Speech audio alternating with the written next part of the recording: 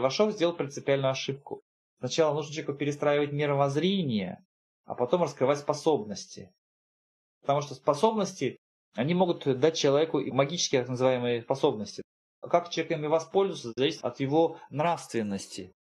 И Левашов делал очень серьезные ошибки по этому поводу. Он много этих ошибок достаточно сделал, и потом, видимо, эти вещи понял. То есть он перестал людям перестраивать мозг. Мозг – это механизм, который позволяет человеку в той или иной степени иметь влияние на окружающий мир. То есть он раскрыл способности мозга, но не дал понять, в каких пределах можно работать. То есть он не проверил человека. Это вроде того, как людям дают права. Причем дать права проверяют достаточно адекватные, чтобы ему эти права давать. То есть законным способом получить права человеку неадекватному нельзя.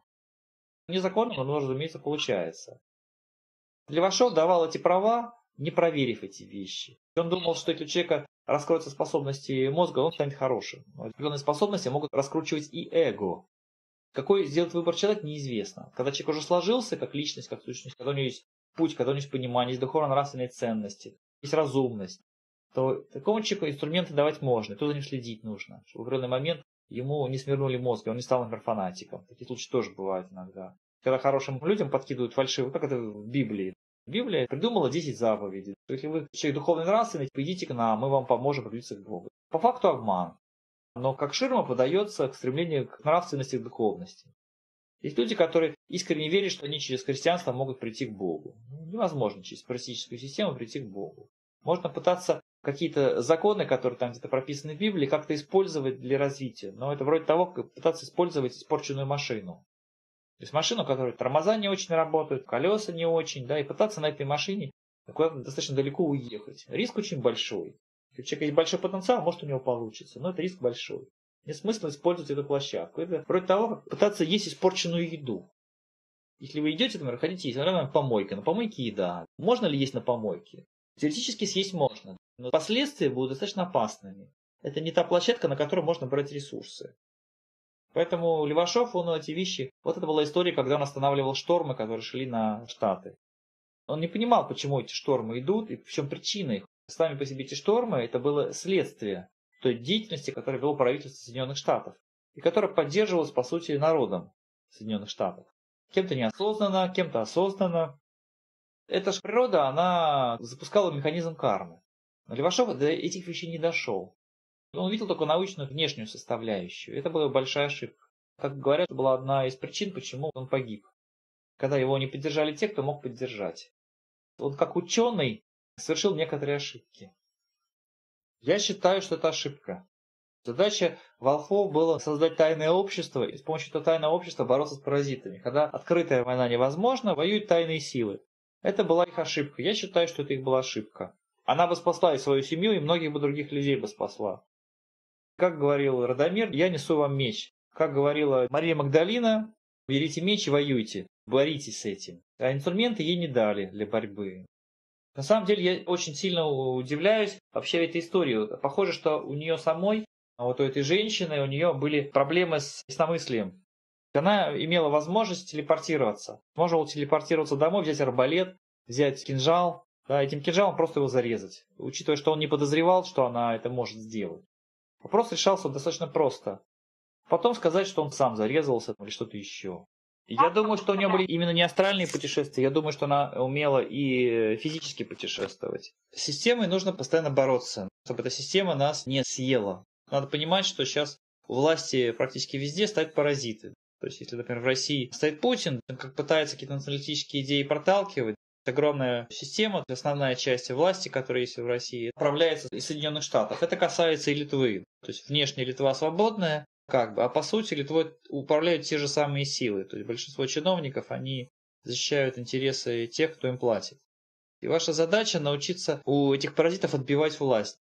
Делать невозможным, делать из вас зомби и ваши ресурсы забирать. Это похоже на ситуацию, которая была в Индии, когда их захватили англичане в свое время, когда Индия была колонией. Индийцы нашли способ такой, что они не сотрудничали с англичанами, и та власть, которая была у англичан, она не позволила им Индией управлять. Но Индия была очень большая страна, и у них не хватило ресурсов просто всех уничтожить. А если бы англичане как Гитлер бы воевали, просто всех, кто не слушается, убивали бы, может быть, они Индию бы сломали. Индийцы нашли такой способ, то есть они игнорировали власть, игнорировали все, что от власти идет. В то время этот вариант прошел. Сейчас просто игнорировать не получится, поскольку они, как говорится, не просто воруют ресурсы, которые есть в стране, они воруют и ваши личные какие-то ресурсы. Это может касаться и вашего имущества, и ваших детей, и вашего здоровья. Не почувствовал. То есть она почувствовала какую-то опасность, но не просекла откуда. У нее была сильная интуиция, но вот она до конца не нашла этот источник. Я думаю, что у них была еще, у всей их команды была достаточно сильная беспечность. Когда они гуляли, они ходили без охраны. То есть фактически без охраны. Да, у них были некоторые способности, но все равно это было недостаточно. Одна из проблем славяно-арийцев – это беспечность. На беспечность паразиты их ловят. Они раньше жили в среде, где не было вранья, где вокруг тебя были друзья, да, то есть вокруг люди были адекватные. И поэтому они расслабились. Эта расслабленность, она стала, скажем, частью восприятия мира. А когда пришли паразиты, эта расслабленность, она, по сути, стала беспечностью. Это была та же ситуация, когда пришли крестители на Русь, построили эти храмы христианские, и когда их победили первый раз, храмы не снесли, а снести нужно было. То есть паразитическую эту религию не уничтожили. Поэтому это вопрос беспечности. Первое, что у Марии не хватило интуиции для этого, то есть не хватило немножко, может быть, мудрости.